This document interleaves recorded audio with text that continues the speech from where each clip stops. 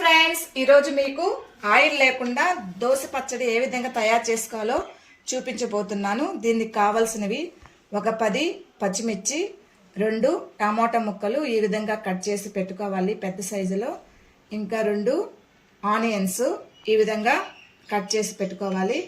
ఇంకా దీనిలోనికి ఒక 10 ధనియపు గింజలు, ఒక 10 జీలకర్ర, ఒక 2-3 కరివేపాకులు రెడీ చేసుకోవాలి. స్టవ్ మీద పాన్ పెట్టుకొని ఒక గ్లాస్ వాటరు వేయాలి.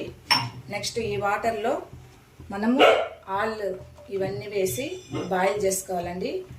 స్పైసీ కావాలనుకున్న వాళ్ళు ఇంకొంచెం పచ్చిమిర్చి యాడ్ చేసుకోవచ్చు. మేము స్పైసీ తక్కువ తింటాం కాబట్టి ఒక క్వాంటిటీ అనేది తగ్గించుకున్నాను.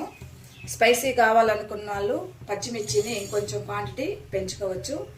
ఇవన్నీ వేసి వాటరు ఇంకిపోయేంత వరకు బాయిల్ చేసుకోవాలి. లిడ్ పెట్టుకొని దీన్ని బాయిల్ చేసుకోవాలి. నెక్స్ట్ టమోటాలు, ఉల్లిపాయలు బాగా బాయిల్ అయ్యాయండి. కొంచెం వాటర్ ఉన్నాయి. ఈ వాటర్ ఉన్నప్పుడే స్టవ్ ఆఫ్ చేసుకొని చల్లార్చి పెట్టుకొని మిక్సీ పట్టుకోవచ్చు, లేకపోతే రోటి పచ్చడి చేసుకోవచ్చు.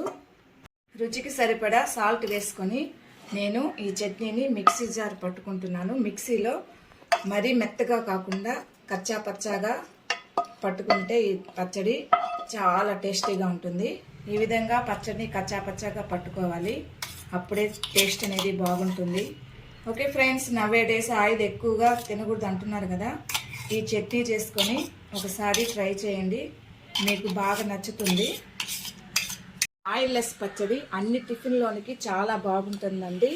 ఓకే ఫ్రెండ్స్, ఈ వీడియో మీకు నచ్చినట్లయితే please like and subscribe my channel.